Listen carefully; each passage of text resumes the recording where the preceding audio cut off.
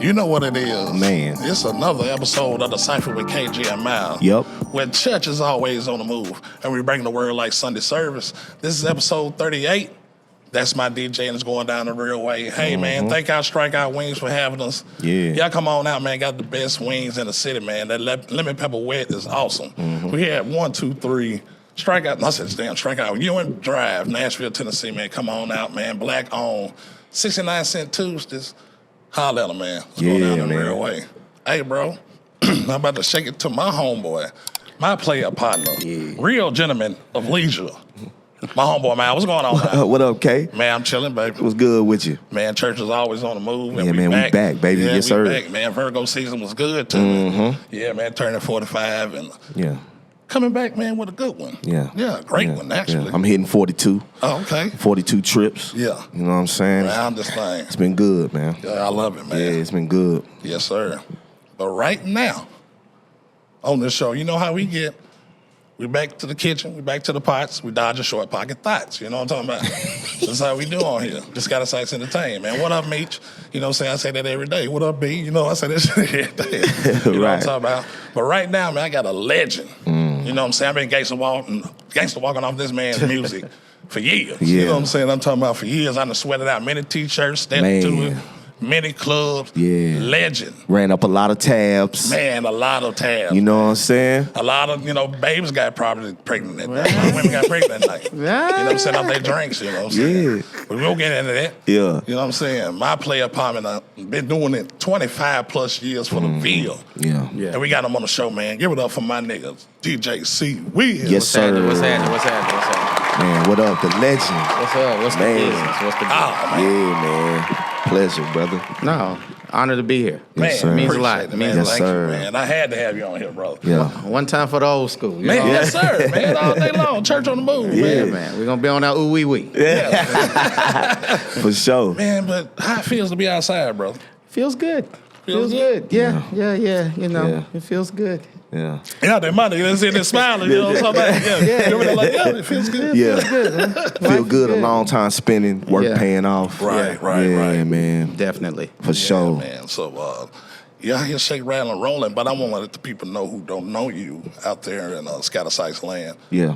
Man, where did it start from? Where you from, actually? Actually, I'm actually from here. Believe it or not, I grew up in Parkwood. I am. Oh, man, shout out to Parkwood one time. Yeah. Parkwood Mafia. You know. Yeah, Parkwood. Richmond Hill, 3058. You know what I'm saying? Yeah. All day long.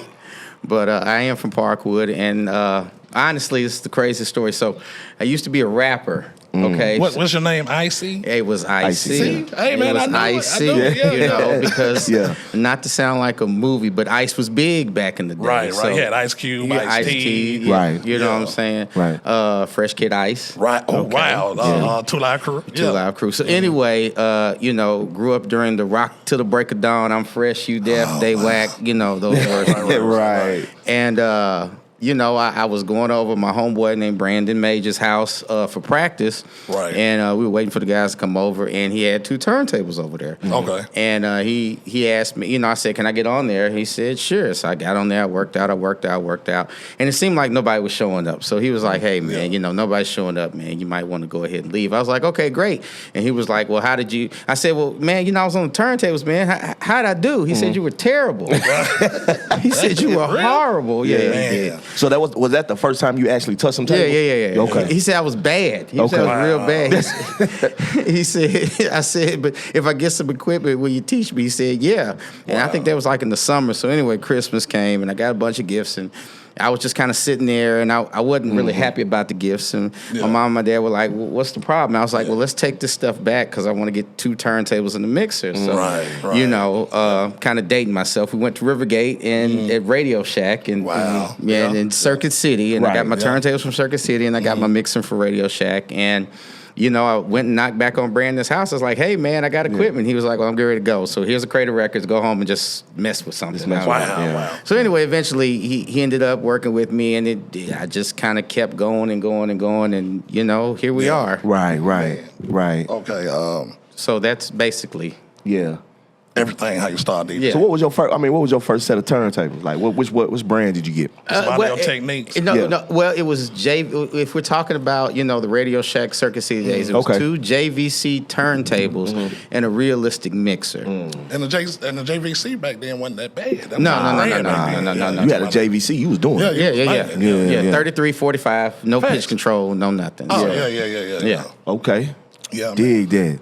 So I want to ask this, Wiz, man. Okay, you started DJing. Uh-huh. So when did you like, you had it when you did like a little block party or somebody downstairs party? Well, or, let me say this. Okay. There's a time when I was in the room and, your neighborhood DJ and, oh, my God, you know what I'm saying? You bumping, Yeah. you bumping. You in a groove. So Yeah. this guy named DJ Cheerio. Cheerio. Yeah, Okay. my homeboy brought him over to the house. He's like, Cheerio wants to, y'all can kind of like DJ together. And, he got on my stuff. It just like blew me away. He was transforming. He was doing shit with my turntables. I don't know if we could cuss or not. Oh, No, you we good. cuss on We here. were he was doing shit with my turntables. It just blowing my mind, and it just broke me and it humbled me, and so. So you're like, So I you ain't, had I ain't that- doing nothing yet. So to answer the original question, I guess I never really. How could I say this? Throughout my neighborhood, there was a lot of great DJs. DJ White Knight, who actually I remember White Knight. Yes, Was White Knight on 91.1? he was on 91.1. We were all at some point on 91.1. Okay. So That was at Vanderbilt? it was at Vanderbilt, okay. WRVU. I know my hip hop. Yes, Yeah, see, yeah. Cashville history. Yes, Right. sir. Yes. So- Central move on that. So we did that, and he was on that, and then he okay. So White Knight is from Parkwood. Wow, I didn't know that. Brandon Majors, who actually was a great DJ because he's the one that actually taught me. He was from All right. Parkwood. Then we had Jerry Davis, who happens to be the voice of the Aristocrat of Bands over there. Yeah. TSU, okay. You're right. Light skinned then, light skinned now. And, he was like, we had a bunch of DJs and rappers and producers that came from Parkwood. So I can honestly say that, I'm humbled to still be here, but I was like the worst of everybody. Yeah. So by default, I kind of like, it just kind of happened. Right. So anyway, DJed in high school, started doing like that. So I just kind of evolved and grew into it. Yeah. So, Did you, what did you graduate from? What's high school? okay, typical Nashville. Yeah, right. Typical Nashville question. Yeah. I graduated from Hunters Lane. Hunters Lane, the Warriors. Yeah. Yes. Damn Warriors, they're always a thorn in my side. The football team. Hunters Lane. Yeah. Yes. Somebody had told me that. Now, was you a part of some dance group? Oh, Hey man, I do my due diligence over here because we do the research. I heard you was part. somebody went into the Nashville Wikipedia. No, it was. We studied. You know what I'm saying? Yeah, we got to do our due diligence. Okay, on this. so if we're going down this lane, let's unpack it. Okay. Okay, yeah. okay. So, hey, I'm back. Okay. That must be a word around here. Oh, well, you know we got Unpack bags. Yeah, Yeah, on our podcast. okay. Yeah. Amanda I got Goose. Shout out to Unpack Amanda. bag. Shout out On to the Amanda. boss. Okay, Yeah. well, let's unpack it, okay? Yeah. Okay. So, yes, I was a part of a dance group. Okay. It was called the Brothers of Soul. Yeah. Okay. And I was with a dance group, but I kind of broke off into the DJing, so I basically became the DJ for the dance group eventually. Okay. I guess now that I really think about it, the turning point was when I was at Hunters Lane. I got to the Hunters Lane in the 11th grade, and I was a DJ. Okay. Yeah. And they ended up letting me DJ the pep rally. So that's kind of where it started. And then they said, I'll tell you what, for homecoming, all you get to do is you could DJ all day. So I was a DJ for a day. So essentially, I was kind of put in a situation where, I was actually able to DJ. I was just about to ask you that. What was that? So that was your first set? Yes. Okay. I mean, first set. Then we're doing the high school. I mean, the homecoming after parties, Right. in the front lobby and all that Right. other stuff. Oh, So kind of grew from there. Yeah. Okay. Getting your feet wet. Yes. Yeah. Yes. Yeah. Yeah, man. I want to ask this, brother. Okay, you DJing, you Hunters Lane in the front lobby, checking around and rolling. Right. When did you meet Lee at New Life? Well, I'd always, New Life had been around for a long time, so of course everybody used to go there just to, buy their tapes to see. So I always came down there and hanging out. So I knew Lee before, I even knew, DJing. Right. So that's where I ended up meeting Lee. So I would always go in there, and then, I went to college. I went to Lane College, and he was like, I tell you what, just as motivation, when you come home on the weekends, I'll give you a CD or a record or whatever you need just to kind of help you along because you're in college and you don't have a lot of money. So he really poured into me a long time. Right. Yeah. Now, when I went to Lane College, and what you might not know, because this was never on the Nashville Wikipedia. Right. We unpacking. Yeah, my mom and my dad wouldn't let me take my equipment to Lane College my freshman year. They wanted me to focus. Okay. Wow. Okay. They wanted me to focus, but let me back up again. So, shout out to John Smith. John Smith had teen night at Heartthrob, and I started DJing that. You said Heartthrob. So DJ White Knight let that go because, I mean, he's a fireman. He's still a fireman. And, of course, fireman pays a lot better than DJ. Right. So anyway, I ended up doing that. So then, he ended up moving to Malibu. So me and the guy named Lawbreaker were MCs I remember and DJ. Lawbreaker. Yeah. At Malibu, he was the MC at that time. Sure was. Wait, with A5? Yes. He was, Okay, I remember. Right. Yeah, like it was yesterday. So we were kind of put together. Right. And then, at that point, that's when I kind of learned the art of talking on the mic. So fast forward to going to Lane College, my mom, my dad, they would not let me take my equipment my freshman year because they wanted me to focus. Right. So I would just get on the mic and I would just talk, and that was kind of new, especially in the town of Jackson at that time. Kind of blowing your voice. So that kind of carried me a little bit. So then I was just like the cool guy talking on the mic. You was down there when Fred Lane was playing football? Yes. R.I.P. to Fred Lane. R.I.P. to Fred Lane. Great. Yeah, I was definitely down there during that time. Yeah.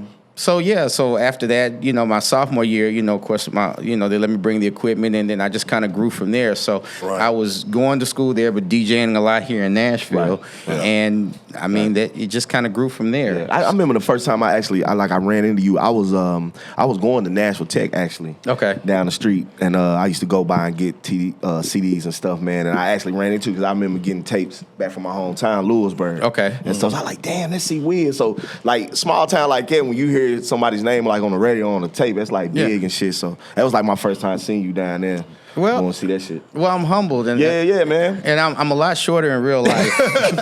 I'm really a short guy. Everybody I know is taller than me. Yeah, man. All the DJs like I'm just short as shit. But anyway, no, thank you. That means man. Yeah, for sure.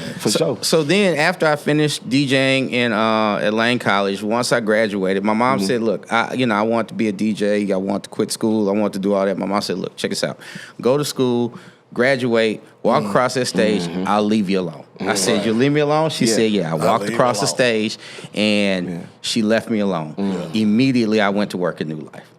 So as soon as I graduated, I went to work at New Life, and I did like 10 years at New Life. Man. So, Get the applause on that. Yeah, man. And the way that worked is, I was so in tune with the DJs and the music. I used to help DJs when they would come in there and just ask for the records. So Lee was like, "Look, why don't you just kind of come in and you could just kind of like pick the records and tell the people, and you could basically be the record buyer for the store." Right. That morphed into something totally different. I learned a lot. I learned how to do distribution, manufacturing. I learned about sound scan, and just independence. I can beat my chest because there's a lot of amazing albums that I was a part of. I did not sell the first Chronic, but I sold the Chronic 2001. I sold Tupac, All Eyes on Me, Machiavelli. Classic. I was there for the whole No Limit run. So Ice Cream Man, True, Juvenile's first album, just like the whole thing. There was so many things.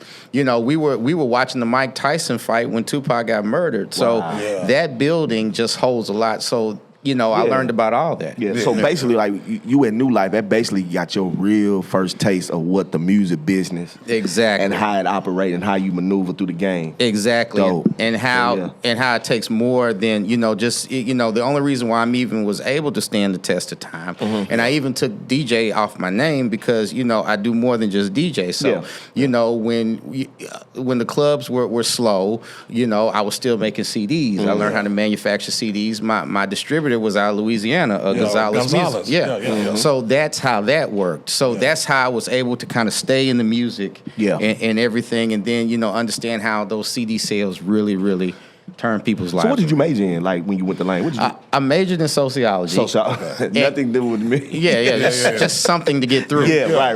But here's the thing. The one thing that I blew, there was a teacher named Reverend Carter. He said, "Look, I tell you what, I was killing the mixtape game, everything." He said, "I tell you what, look, just pay to go to school, and I will get you your master's degree so you can certify to teach. I said, I'm going to keep DJing. Boy, did I regret that. I regretted that. I should have took my happy ass back. He said, you just got to come down once a month. Like, it was a sweet deal. Well, you probably was thinking that your mom was going to bother you again. She did. You know what I'm saying? But I will tell you that degree, you know, definitely ended up, you know, changing some things around. So I could definitely say that. Man, that's dope, man. I want to ask this, C-WIZ. Besides New Life, what other mom and pop stores was popping back then? Soundstream was definitely popping. Brian and Soundstream. Yeah, man. Shout out to Brian, man. And then there was, it was the one with Capital Punishment. It was on Jefferson Street, right there on the corner across from Fisk. I can't remember the name of the record store. So that was a pretty big record store. Tower? One Tower? Tower was popping, but it wasn't independent. You know, of course, you know. Turtles back then. Turtles, Cats Records. Okay. All those, Yeah.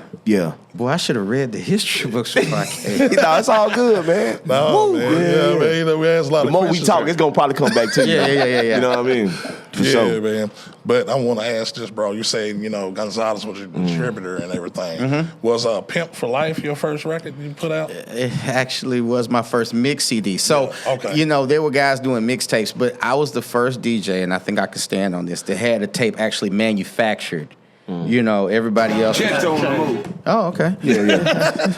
We got tags for you. We got tags for you. Okay. So, I had the first CDs manufactured. Of course, New Life was the first store to actually sell the tapes. I had a blue tape, a red tape, a green tape, the purple tape, you know. Back then.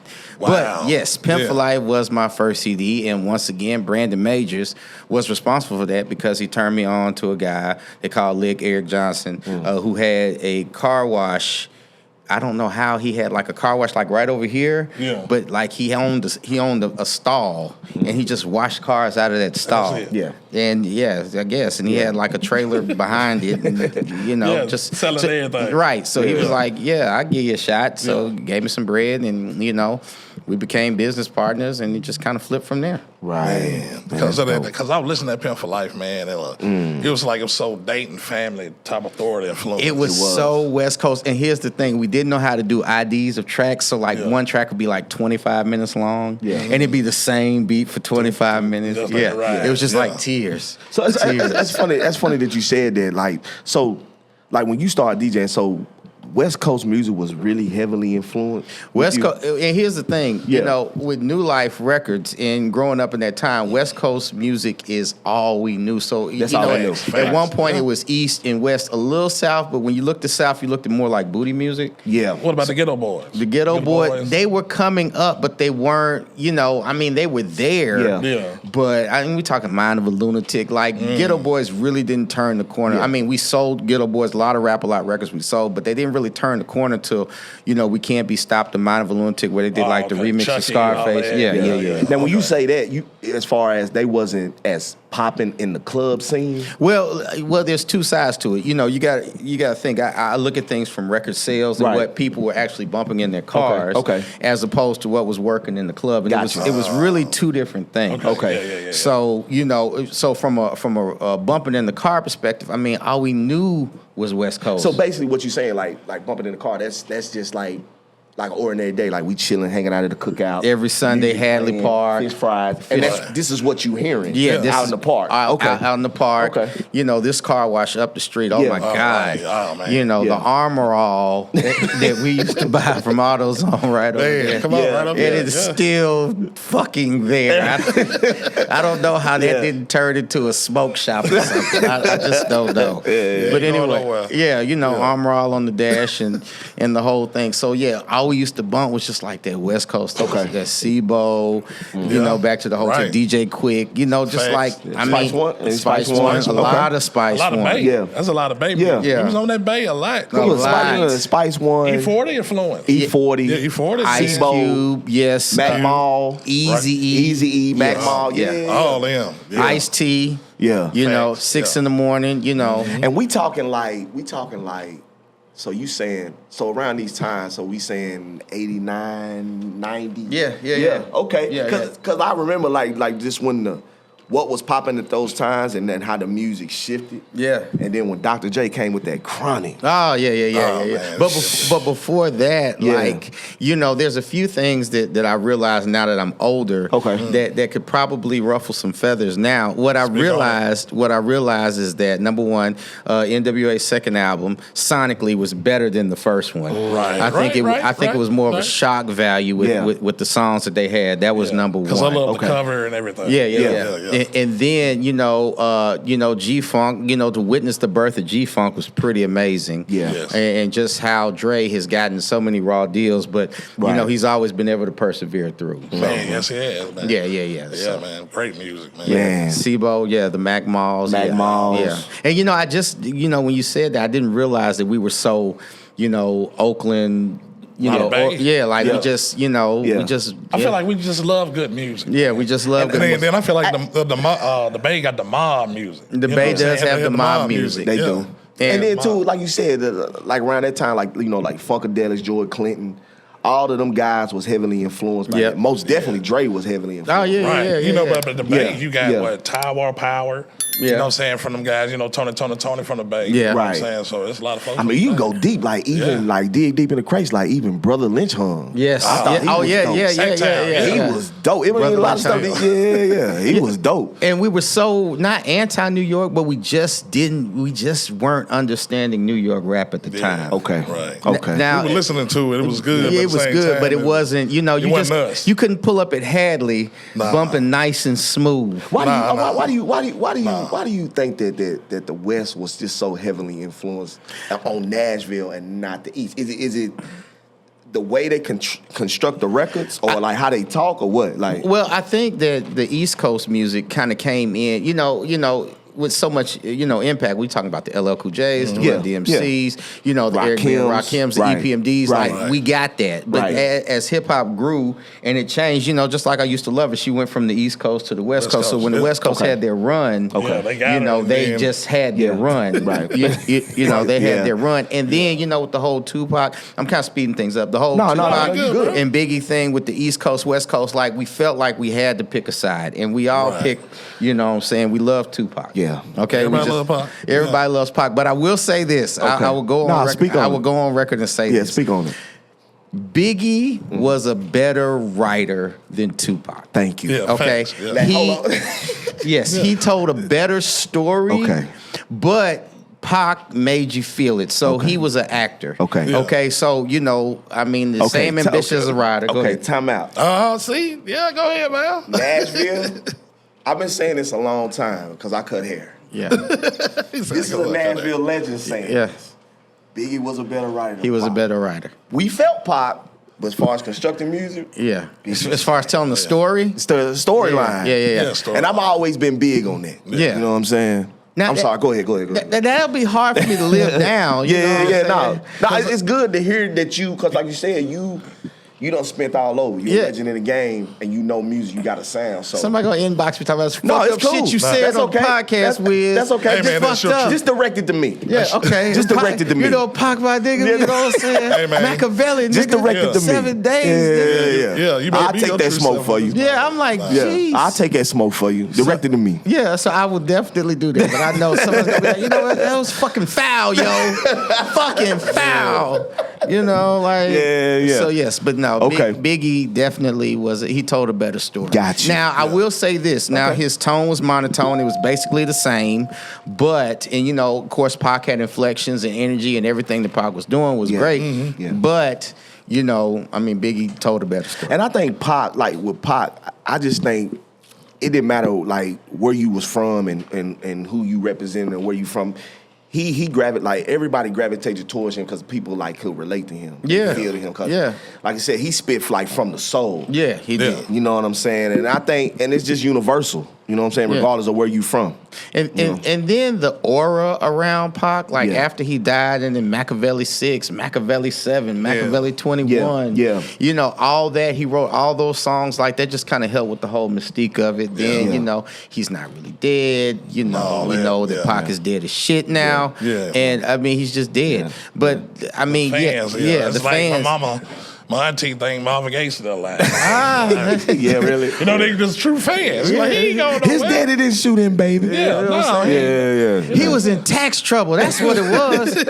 He was in tax trouble. So I seen him at the stove getting some skin. Yeah. Well, you know, it was always rumored that Pac was still alive, man. First of all, the type of guy Pac was, I never met him, but just seeing him over through the years of growing up, he couldn't be quiet this long. No. And I will say this, okay?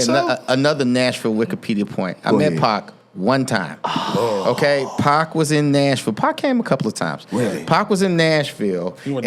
And I was working at the airport at the time. Okay. Wow. And he was walking, he was getting on Southwest plane, had my cardboard camera, took a picture of Pac. I said, can I take a picture? He was like, yeah. He went, so I took a picture. And I never got the picture developed. Don't even know what a fucking camera is. Okay, had one autograph of Tupac and still don't know where it is. Life comes at you, man. The cryptocurrency on that picture. Woo! Hella breed. Yeah. But I want to ask this, Wiz. You know what I'm saying? We talking about Pac and everything. Let's get back on you. Okay. Trill ass mixes. Yes. When did that shit get to crack? Yeah. And when that, and how that changed your life? Okay, so this is a pretty interesting story. So I met Pimp C riding dirty. Okay, so let's back up again. Okay, there was a gentleman who worked at Jive Records named Greg Powell, and the big thing that DJs used to get is we used to get records in the mail. So we wanted to be on every record label's mailing list so we could get free vinyl in the mail. That was a big thing. Right. So anyway, when I met with Jive, they were like, well, what groups do you like? I was like, well, I like Too Short. And I said, I like this group named UGK. He said, well, I know, I kind of helped get them signed. He was out of Texas. So anyway, long story short, I kept talking to him about UGK, ended up getting Mama's phone number and called. And Mama said, that basically Jive gave him a budget, finally, and that they were on the road and they were going to perform in Malibu and they were going to do an in-store at New Life. Okay? So I was so excited that day. And, I had told, Mama West that, I love UGK, and they walked in the door and they said, before they got started, they said, we're looking for a guy named C-WIZ. And I said, I'm C-WIZ. He said, hey. And she said, we heard you was our number one fan, and we just wanted to say I appreciate you. Took a picture. I wish I would have brought the picture.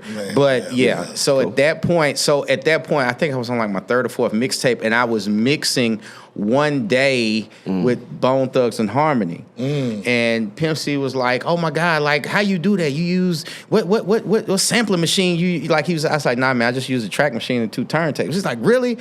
So anyway, he took my CD with me, and he said he really enjoyed it. Young lady, he just said he really enjoyed it. So anyway, I did not go to Malibu that night to see him perform. Okay, but we basically kept in touch from there. So I told him, I said, man, I really would like to do a mix CD on you guys. And he was like, man, we're not ready for that. You know what I'm saying? I told a couple of artists. People can understand in the mix CD, just you mixing songs. Mixing songs together. Put together. And the one thing, especially when groups start out, they don't realize how big they are to a lot of people. You know what I'm saying? And I mean, that's even today. You know what I'm saying? So anyway, long story short, ended up getting with Pimp. Pimp called me and he was like, look, you can come down and I'll give you some music and we'll go ahead and get this mix CD popping. So anyway, got to spend the night at Pimp C's house. That shit was amazing. Wow. And you know what I'm saying? But what was so crazy is he was watching the craziest movies. I think Bun was there, maybe he wasn't. But anyway, he was watching like the weirdest movies and they'd be staying up all night. I don't understand how rappers could stay up all night. So anyway, the next morning he ended up giving me some music. But what was so interesting is he had a lot of unreleased material on VHS tapes. And he would name them like, like Amadeus, or he would name it Roots. So when people came to his house and they would look at the videotape, be like, well, he ain't got nothing there. It'd be like a whole hit album on Roots. He used to record the music on the VHS tapes. Really? Yes. Sweet James. Wow. And guess what, man? First time ever hearing this. I still have a VHS tape that he recorded. Really? Because he said it was a better quality. So yeah, So you got a VCR at the house somewhere? No, I don't. But I'm just saying, like it's in storage. But I'm just saying, like I still have that Well, video. you can get a lot of that footage. You can get a lot of that footage probably, uploaded to like some type of format though. Well, I could, but it wouldn't have the same effect. It wouldn't have the same effect, and I've already used it. So I think I had an instrumental. If I left it wet for you, I think I had it was a few instrumentals on there and a couple of unreleased songs. Top Notch Hoes was an unreleased one of my song. favorites. Yeah. Yes. So anyway, long story short, went down there, got the material, came back like a month later, and let him hear it. And he was good with it. And I mean, he said, "This is what I was just gonna give it to him." So what Pimp said was, he said, "Look," he said, "You couldn't have done this CD without us." I said, "No, I know." And he said, "But we couldn't have done it without you. This is what we'll do. You take care of the printing, and I'll pay for the manufacturing." Okay. Wow. That's dope. And we got it manufactured here in Nashville. That's dope. Okay, because we want to go somewhere that they wouldn't really recognize us. So they had printing plants in Houston and everywhere else. So they wanted to go somewhere off the radar. I had an account with a CD manufacturer up here. Got the CD printed up here. We did like 5,000 copies at first, and then I took like maybe, I think 1,500 or 2,000 copies. He told me to ship him 3,000. He said he'll take care of the manufacturing, just get them to him, and just keep a piece. Like these were like CD bricks. Right. Yeah. I already know. So anyway, first weekend sold the shit out of it. And I think I bought a car or something, but that CD actually changed my life. And the one thing that he did do is he vouched for me and he validated for me, and he because people listen to Pimp, I did a mix CD for the Goody Mob. I ended up doing like 3 mix CDs for 3 6 Mafia. Wow. And all that. So he really, really, really, gave me, like, he changed my life. It's dope, man. It's dope to hear, like, Pimp was coming to you asking you, like, hey, man, how did you, how did you do this with this? Yes. It's almost like, you and him and Bun, y'all was all learning different things as y'all go into the game. Yeah, that's dope, man. Yeah, definitely early in the Riding Dirty. Yeah, that's dope, man. Dirty, man. That's a classic. It sure is, man. Yeah, classic. But I want to ask. Go ahead. No, please. But I got a question. Besides Pimp C, all this stuff going on, how did you survive the pandemic? Right. Being a DJ. Rolling in this. Here's the thing. The pandemic was something that none of us had experienced. Yeah. And, the one thing that it really made everybody do is just kind of step their digital game up. Long story short, I kind of got into construction, doing some, what's the word I'm looking for? Negotiations, liaison between the independent black construction company and like UPS and FedEx and everything like that. A lot of money in construction. Yes, sir. And I found that out during the pandemic. Cannot hit a hammer on a nail, but I can definitely negotiate. You got the logistics part. Yes. But from a DJ aspect, did a lot of things online, the whole Zoom thing, got that figured out. Did a birthday party, did a wedding reception, did a funeral. When I DJ'd on Facebook, did the whole Facebook Live, a lot of blessings came from that. Ended up selling quite a few of my old throwback CDs, so it just kind of helped me along. And I wasn't going anywhere. So you sit still long enough, $100 will go a long way. It's stretching. So around that time, you fully embraced the versus thing. I did. Okay. And my business partner, Daryl J, he, honestly, he's the one that has always been to say, hey, I think we need to do this. I think we need to do that. And shout out to Daryl J. He has always been somebody who has turned the corner. Daryl J is the reason. So I introduced Daryl J to mix CDs. Okay. Then he turned around, and the reason why I ended up throwing my own events is because I think I asked Chill Will or John Smith for like an extra. Wow, they been out here for years. Yeah, man. $75 to DJ, and they were like, no. I was like, okay, well, I'll just do my own stuff. And it ended up working. So I told Daryl, let's just do our own stuff, and we ended up throwing our own parties and everything, and we really, that's how we really got to the bottom of it and really started making money. That's hard. Yeah. That's hard. I love that, man. I love it, man. That's hard, man. How you stay so consistent? 25 plus years. 25. Yeah. Well, you know, there's a few things. The one thing that I can say that I've been able to do is I've been more than a DJ. You know, if I depended on just mixing, I would have been fucking out of here years ago. Yeah. Okay. You know, there's so many negotiations that I've done. There's so many people and so many people who I've looked out for behind the scenes, and it's just situations like that. Yeah.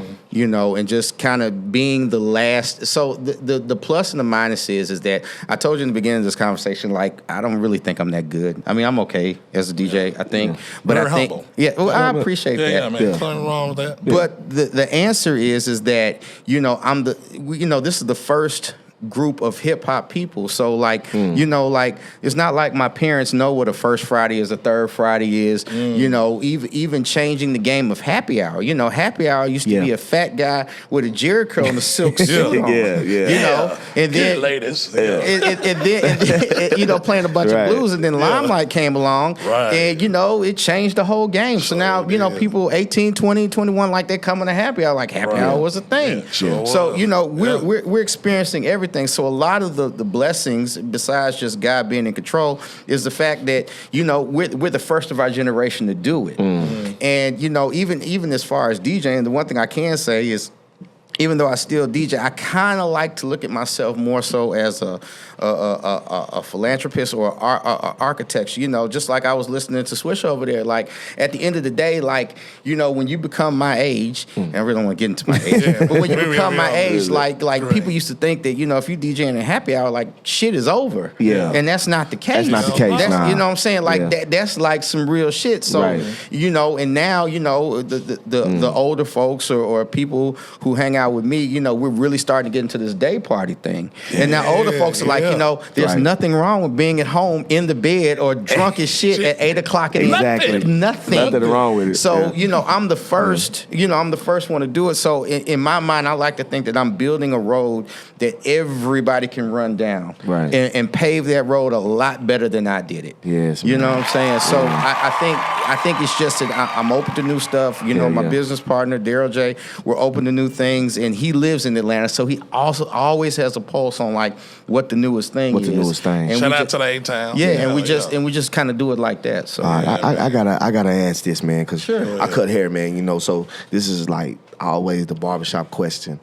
Why some people feel like Nashville, as far as the actual hip hop scene, why has it not? Yeah, we got to ask that on the cipher. I knew he was about to ask that. That was already in the notes. You know, it was already in the notes. Yeah. You know, Nashville has talented artists. Yes. They have talented artists Yes. here. But why do not our hip hop scene is like to the top Memphis, tier? man. Compared to Memphis, like why can't we get it? You know what I'm saying? Because Yo Gotti changing lives. What do you see? What do you see that is the problem? Well, going on with the hip hop scene? here's so much of the problem. I think with Memphis being such a musical mecca, you know, I mean, Isaac Hayes, you know what I'm saying, like the soul that they have, you know, people will give that more of a shot. The thing about Nashville and what's so crazy, and please somebody correct me, up until a certain point, the only people that really did major things had to leave the city to come back to the city. And, you know, that's pretty much where it went, you know. Yeah. So that is the trick. Don't know why that's the trick, but that is the trick. Now, you know, in today's age, you know, I mean, you know, Soulja Boy can make millions just from doing a YouTube video and the streaming and all this other stuff. The platform, I mean, the game is just like blown me away. It's changed. So, but just to answer your question, I mean, I don't really know. I just think that it's a situation where, you know, if you want to make it, you need to step outside of the Nashville box, get into some other avenues and areas, and then make it. Just like I told you, like my distributor was in Louisiana. Right. You know what I'm saying? And, you know, I mean, you know, my first big CD break was, you know, Trill Ass Mixes. Guys from Texas. You see what I'm saying? So, but, you know, the one thing about Nashville that will keep you consistent is, number one, never turn your back on the city, and never forget where you came from. Thanks. And just be who you are. You know what I'm saying? I've been saying that every day. That's it. Exactly. Are, regardless to anybody's perception of me, you know, how they think, whatever. You know, I'm the same guy that you can see standing in line at Crystal's. Like I'm in Kroger's. I'll say what up. I'll take pictures. I'll do whatever anybody wants me to do because at the end of the day, I'm a person. And you know, that just being approachable and just being out here, that's basically how you can still remain relevant. And I want to ask this, C-WIZ, since we're on the music and everything and hip hop in Nashville, who was popping back then in those trail mixes times and everybody was coming up to a New Life and Soundstream? Well, you know, as far as artists, local artists. Yes. Okay, so Pistol, definitely. Haystack was doing this thing. Rude Awakening. Let's see, Cool Daddy Fresh, of course. Right. We got Green Wade. He was doing his thing. Facts. Oh God, I hate this. Bottom Boys. Bottom Boys. Oh my God, Kwani. Yes. Yeah, Juan with the drop top Lexus. Oh my God. Get the Stratford game like that. Clean, man. I'm telling you. Yeah. I mean, it's just a lot of them, but you know, we sold a lot of records in New Life, and New Life always embraced local culture. It did. You know what I'm saying? I'm sorry, man. Rollo B. Oh my God. Rollo B, man. Please help me along with this. I got Rollo B. Yeah. You know, Buck has evolved. So there's some things about some things about Buck. I remember when I met Buck. He had on like a Cash Money jacket. So I remember when he was doing his work with Cash Money. I remember he came to New Life and he met with Paul and he jumped on the tour bus with them. And he's actually on the 6661 album. He on the Posse cut. So Buck is on the Posse cut. Okay. So you know that's why. And another reason why him and Paul and everybody are so close. Yeah, so close. You know I've definitely seen that. Yeah. Man, all right. Yeah. Yeah, you talking about Rollo B's and all. You talking about what's that? Street Flavor record. Street Flavor record. Oh, that man, that was rocking and rolling, man. Yes. Did you ever deal with Pro Performance with Jack Zane? Then I do remember Jack Zane. Yes, shout out Westside, man. Get your mob on. So tear them out. So here's the thing. Here's a murder story. Okay, right. You know murder, right? Yeah, okay. I know murder. Yeah. So we were at one club. I can't remember. It was the club. May have been Zodiac's. It wasn't Zodiac. Anyway, it was a club next to. For the Nashville folks, Hooters in 100 Oaks. Not 100 Oaks, Hooters off Harding Place. So I remember that. Hooters, and then there was a club right there. Yep, I remember that. So, you know, Murder was like, look, play this record, you know, mob on, and I would play it, but because I was DJing, I was playing it fast because I was trying to match the pitch. Yeah. Right. And Murder was getting mad at me every week. And he was like, slow my shit down. It sound fucking fast. I was like, well, you know what I'm saying? So when I see Birdie, we have this conversation. He laughs about it. But, you know, I remember playing Jack Zane, Get Your Mob. That was a great song. Yeah, a great song, man. And I can't remember the guys. They had like billboards. Some of the word clicks. Some of the word clicks. Yes. You know, what up, Deuce? Yes, of course, Deuce. So, he kept telling me. Social plug. Social plug. Oh, my God. We do homework on him. Hey, man, we do our due diligence. Yeah. The study session is real. I mean, like my guy. Have you ever been like when you know what I'm saying, DJing? Have you ever felt like pressed from an artist to spend their work? Like how do you deal with that when people like, look, man? How do I deal with it now? Yeah, or just even back then? There's two things. There's somebody. Yeah. The police. Yes, I would probably let them in. No, let the owner. Let the owner let him in. And time is of an essence because he's looking. Yeah, he's looking at the clock is ticking. Where your boy at? Yeah, go find him. Hold on. Don't worry about that. Yeah, pause this, man. Hold up. Woo. Okay. First of all, and I think I speak for all DJs. No matter how much money you have, right. In most circumstances, I don't know, but you know, trying to get a DJ to play your record right then, right there, right now. I mean, it hurts. It's hard. Like we don't want to tell you no, but we have to ultimately tell you no because we have to listen to what we're playing. Right. Yeah. You see what I'm saying? And I understand that song definitely is jamming, but email it to us or send it to us or send us a link so we can at least check it out. Yeah. Right. You know what I'm saying? So like the money is not really the driving factor, Just like, I was listening to you. I mean, like, Is the shit jamming? in the zone. You know what I'm saying? The last thing I would do is tap him on the shoulder and say, "You think you could work the wobble in there?" I mean, no. Yeah, Like no, he's let that man do DJing. him. Let him do it. And it's funny that you say that now, especially today, like how music is being played. DJs most definitely have to listen to music now because you got a lot of artists is talking about their enemies, their ops. Yeah. You don't want to be the guy that plays something. Yeah, that plays something that you gets... see what I'm saying? Yeah. And you think here like, damn, why did I play that record without listening to it? So I get it, man. Yeah, and here's the thing. That's more of a generation that I don't really, you know what I'm saying? I feel you. No, I get it. Because you wasn't raised up on that. I play down for my niggas, and it's safe. You know what I'm saying? Oh, yeah. We used to tear clubs up. Now it's just safe. It's safe. Yeah. It's just a good record. But as far as that, so now at this point, most of the time, if somebody approaches me saying, "Would you please play my song?" I said, I really can't play it right now. Yeah. I need to listen to it first. Yeah. And hopefully, the respect is there, and I say no, they say okay, or they give me my email.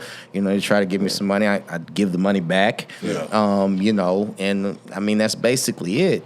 So message new artists. Yeah. Please, If just you want to get your DJ to spin your record, they have to listen to it first. Listen to it first. Like a listening section. They can't just play anything. Right. You can't play anything. Yeah. You're down the mood. You're like, No, right. crunk, then. Right. What the hell is that? What is that? Yeah. They Like, looking at that's what- DJ like, Right. What is this? Yeah. Sometimes DJ be like, that's what $250, $300 for one song did. That's what that, that's some strip club shit. Because I guess DJ, a certain song can basically be the end of you. Yeah. And you don't want that. Have you ever DJ'd a strip club? No. No. I would never would just ask that. I know you. I couldn't do strip clubs, and for some odd reason, I just could not wrap my head around the after hour thing. I think I DJ'd an after hour party like maybe 4 times in after midnight. After midnight? Yeah. You talking about the club after midnight? Well, I was just talking about, like when the clubs open at like 2 in the morning and go to 6. That's the zombie section. I'm like, Jesus. I can't do it. That's the zombie section. Hard. Nigga looking at you like, Yeah, you know what I'm saying? How many times do you want to hear Boosie? Y'all too crunk. Right. Jesus. Like, I want to go home. Like, nigga, you don't want no coffee? Waffle House? Nothing. Right. You ain't got no gal? You trying? Why are we They looking at here? each other like, yeah. Like, man. Yeah, it's 3:45 in the morning. You over there wrapping up shit around y'all. I'm ready to go. I'm like, I can't do it, bro. I'm sleeping. Yeah. For real, man. You know what I'm saying? I'm old folk. Yeah, man. But right now, man. Yeah. I got some cash-real questions on the show, man. This is the Cyber Podcast with KGM out. We are here at the Strikeout Wings, 123 Union Drive, Nashville, Tennessee, man. Okay. We got cash-real questions, because if you ain't for cash-real, you ain't gonna know none of these answers. So, hey, man, here we go. Okay. Cash-real questions. Yeah. Question number 1. Mr. Gaddis, what's up, pizza? Mr. Gaddy's a Sir Pizza. I would go with, and here's the thing, I would go with Sir Pizza because it was on Charlotte across the street from New Life. There Church. it is. Okay? That was a good one. That's a good one. That was a good one. You made me nervous at first. Oh, man, we good. Well, it's cash-real questions, man. it's You know cash-real what I'm saying? question. Yeah. The Malibu or McQuitty City? Malibu. All right. Yeah, Malibu. Now, but let me explain speak up. why Yeah, Malibu. Malibu was the beach club. It was the first of its time. First of its kind. Jesus Christ, they burned it down. I was hurt. And wow, I wasn't never old enough to get into Malibu. Jesus but you Christ. heard about But it. I heard about it, and I was in the parking lot a lot. Lord, but I have couldn't mercy. never get in. I would tell you the funniest thing. Yeah. So anyway, I had Changed DJ, my life. I had DJ there like Friday night or something. Okay. Yeah. And maybe it was Saturday. Anyway, Daryl had called me. And he said, what's up, man? I said, what's up? I was still asleep. He said, hey, man, Malibu's on fire. And I said, so it was pretty hype last night, huh? He was like, no, like it's on fire. It's burning. It's on fucking fire. And I was like, are you serious? Man, I was hurt. And he was Yeah. like, yeah. And I said, damn. So I actually put on my clothes and drove down there. So I drove down there. I called him. I was like, damn, it really is on Yeah. fire. And this is what, and as a typical DJ, Yeah. I said that my after Aftermath slip mat. You know, Aftermath was Dre's label. Right. He gave us some slip mats, and I had left them on the turntables, and they burnt up in the Malibu. So, I mean, life is a lot more important than the slip mat. But I'm just saying. Yeah, that was when he left, Death Row. Yeah, you know what I'm saying? But what was so funny is I went back that night, and it looked like a goddamn funeral. I'm talking about like cars, like they would pull up, they would look, then they would drive off. They had one tail like the Indian. They would pull out. It was like, and it was on a Sunday night. And it was like, what the fuck are we gonna do? People pulling up. No, it was like it's real, man. Yeah, ain't gone everything. Damn. Okay. Yeah. All right, man. Okay. I got another one. Yeah. Charlotte skating ring or Rivergate? Charlotte. Okay, yeah. Okay, but here's the thing: a lot of the answers will be because it was the first of its kind. So here's a story about Charlotte skating rink. So you would skate till like midnight, and then they'd let you take the skates off, and then you could dance on the floor at that particular point. Yeah. So that was the first of its kind. And when I tell you that bitch used to be dumb. Yeah. God. Oh yeah. Was you there when Craig Mack came out? Was you DJing when Biggie came? I wasn't with the Flavor in the Air. I wasn't. I was there, and I think I DJ'd like once or twice, but it's all good. Yeah, man. The DJ, his son, now I think he plays for the Vikings, or he used to play. Yeah. So anyway, he's killed me. Man. Okay, what's the next? I got one for you. One for you. Yeah. Okay, here we go. Lee's or Mrs. Winters? Lee's. Yeah. Man, I ain't so Nashville. Yeah, Lee's. Because it was the first of its time. It was. What y'all say, Lee's? It's Mrs. Winters? It was. Man, but I mean, it was the same thing. Just, you know what I'm saying? The same colors. Yeah, it was, man. But Lee's had that white man on there over that business. That shit was delicious. I remember that. Yeah. Okay. Yeah, you remember that one? Okay. All right, I got one for you. Okay. Sam's or Burt's? Sam's. Okay, yeah. Okay. Sam's downtown. Yeah, Sam's. Yeah, they had the Jordans back. Man, come on, man. You want fresh Dickies? Yeah. I remember all of that. Get all your fitteds there, your starter coats, all that. Yeah. All right. The Mirage or Top Dog? Okay, so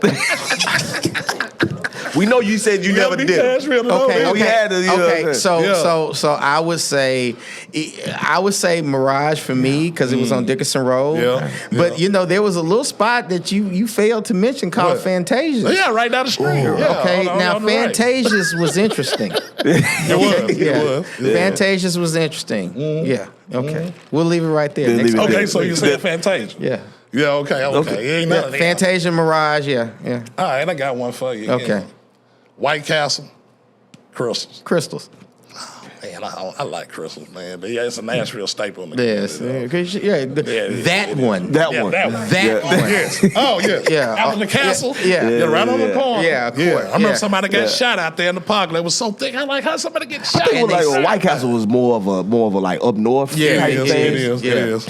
But that was cool. Yeah, I mean, but Crystals though, that's just where everybody hung out at. After the basketball games, football games, chili cheese fries. I got one for you. Yeah. Another one. Okay. Who was the best step team you ever seen when you was DJing? Yeah. Because we had so many. You talking about back in high school we had okay. Who. But here's the thing. I have to give it to Guess Who. Okay, I have to give it to Guess Who just for the OG respect. Yeah, Guess Who? He's getting down with the red boots. Who Fi Who? Yeah, with the red boots, white red boots. Yep. Yeah, when we did it at the War Memorial downtown. Man. Yeah. Okay. You agree with that? Yeah, I agree with that. Okay. Yeah, man. Because you right there with his picture. So man, you talking about Guess Who? Yeah, man.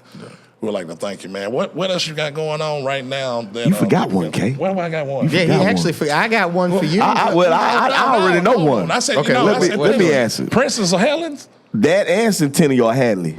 Okay. Centennial Park or Hadley Park? Hadley Park. Okay. Yeah, that's the easy Hadley. One. I was like, Hadley. My car overheated at Hadley Park. And Nate Miles brought me some antifreeze. Nate Miles. Because I did not have Shout out to Nate money Miles. Shout out to Nate. Everybody think we related because my name is Miles, but it's not. Miles is his last name. Yeah. My name is Miles, the first name, so it's cool. Yeah. Okay. Yeah. So Hadley Park. Okay. Hadley Park. Yeah, okay. Definitely. And Princess or Helen's? Okay, you ready? Yeah. What about Mary's?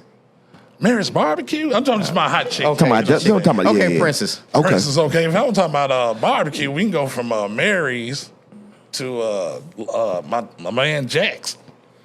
I mean, respect to Jack, but this Mary's. Mary's on Jefferson. Because, you know, a lot of black people got mad and were like, man, they boil their ribs. They boil them. You know, I didn't know, you know what I'm saying? But, you know, Mary's was good to me. Every time you ride down Jefferson, all this smoke. Yeah. Then you got right through the smoke. Yeah, you run through. Oh, it's smoking. It's smoking. You get a half a pint across the street. Yeah, all that, man. All that. Some things never change. But I got another one, and we're going to end it there. Yeah.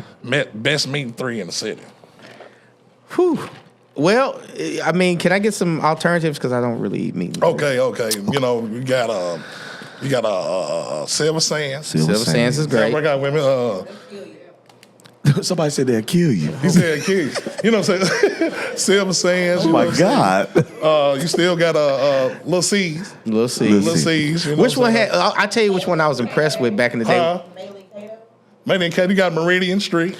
Meridian Street Cafe. Which one had the log? Sweats? No, not Sweats. Yeah, I was thinking of that. Yeah. Shout out to Sweats. Yeah, shout out to Sweats. The log cornbread.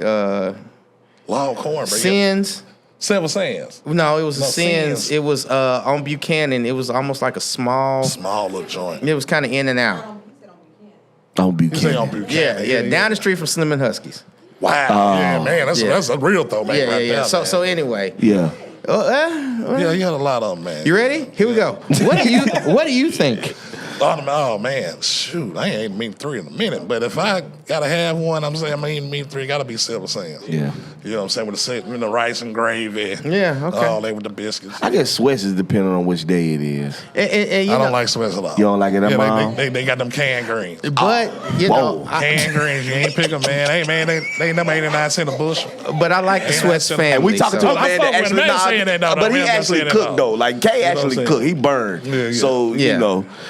Yeah. So I get it. Yeah. Damn. Patrick family. Sweat. Yeah. Okay. They got every corner. You know. What I'm saying? And the airport. Right. So they're the airport. Yeah. I just get it. But I haven't ate at Sweats like in years. So. I mean, it's been a while. Yeah. It's been a while. You know. But right now, man, we'd like to thank Brother C-WIZ for coming in, man, giving the applause. Wait I mean, I mean, before we end this. Wait a minute, hold on. I got one Nashville thing. Okay, so here's the thing. This is the one Nashville line. Yeah.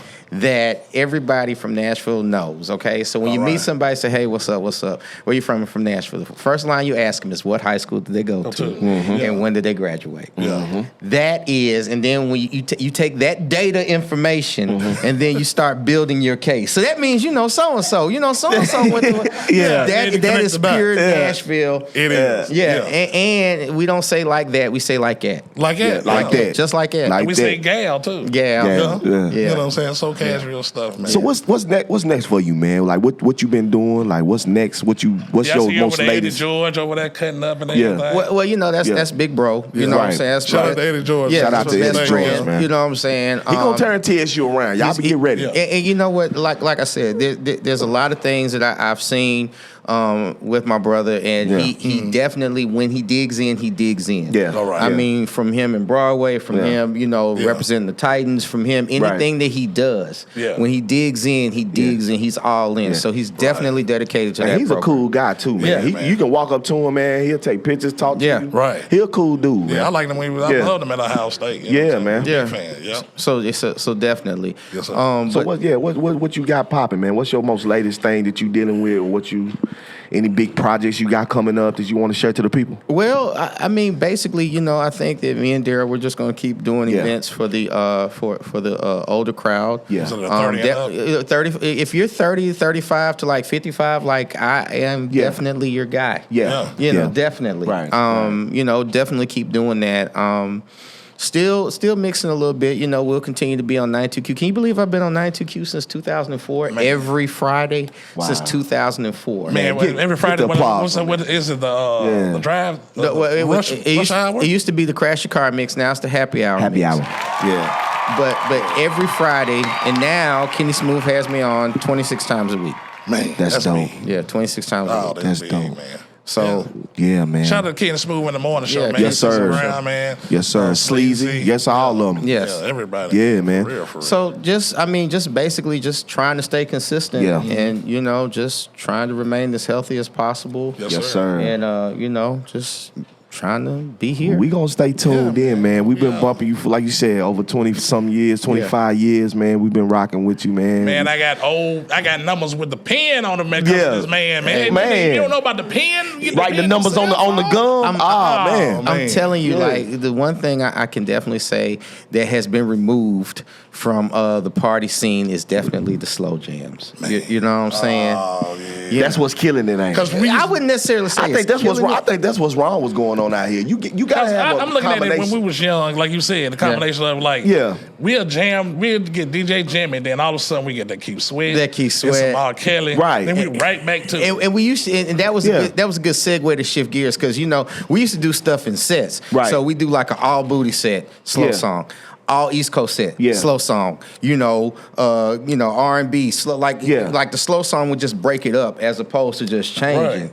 So I think that the amount of twerking has been removed because the slow, you know what I'm saying? Something about little Lenny Williams, little Prince, you know what I'm saying? Yeah, I feel you. A little classic. You know what I'm saying? Little ooh wee wee. You know what I'm saying? Right. Hey, But that's what's wrong with these people. It ain't no soul no more. That's what I'm about to say. Do you think R&B is gone? No, not even close. And here's the thing. I'm not as social. I'll be honest with you. Contrary to popular belief, I'm not as social. Facebook, Instagram, guy that I may present to be. Right. But I can say this. I mean, Silk Sonic, Bruno Mars, those guys. They dumb. Serious. Yeah, they hard. They catching the range from like a genre from 35 to my mama. So here's the thing. Let me ask you a question. Do you know where they got the name from? Boosie. Yes, Boosie Collins. I didn't know that. Boosie We Collins on the cipher. I didn't know that. Yeah. So you take somebody. So and I'll go on record and say this: by 2022 standards, just by today's standards, the closest person to Michael Jackson is Bruno Mars. The closest person. Now, if you peel back the layers, look at how many records they've sold, how many records Bruno has sold, everything that he's done. I promise you, karat gold. Right. By 2022 standards. Now, these standards are from social media, knowing where we're not. The closest male artist would probably be Bruno Mars. He hard. He dope. He cold as he cold. dope. Yeah, and the most reinvented person. You know what I'm saying? Yeah. We got to go with Usher. Oh yeah, he over there in Las Vegas getting the money. Got that residency money. He got the 7 day. That's that residency money. Yeah, that's a different dollar, man. It is. Yeah. Because Usher that's every day. It ain't right. It ain't. You get X amount of dollars and you just on stage for an hour and a half. Go back to the room. Whatever. Yeah, and all he got to do is press floor 1. Come downstairs where he at. Get that I gotta go perform, y'all. Yeah. Hey, let me call you back. I'm finna. I gotta go downstairs. I gotta go downstairs. You're right. It's an experience. You know what I'm saying? Yeah, I gotta check that out. That's dope, man. Man, we would like to thank C-WIZ for coming out here, man. Please, man, give this man a round of applause. Yes, sir. I appreciate it. Thank you. Yes, sir. Thank you so much. Oh man. Yes, sir. We're here right now at Strikeout Wings, 123 Ewan Drive, Nashville, Tennessee, man. This is the Cypher Podcast with KJ I'm out. This is episode 88. I said 88, 38. Yeah. We gonna get there. We'll get there. That's my DJ with C-WIZ, man. We'd like to thank everybody for coming in. Yeah. 615, thank you, Ham. Thank you, Eno, B, DJ Swisser, man. Yes, sir. D over behind the camera. You know what I'm saying? Meet you behind the camera. Unpack bags on that snap. You know, talking about you catch us on Scotty Sykes TV on that YouTube channel and all platforms, Spotify, Apple, everything. Yes, sir. And what we say out, Church on the Move. Peace. Peace.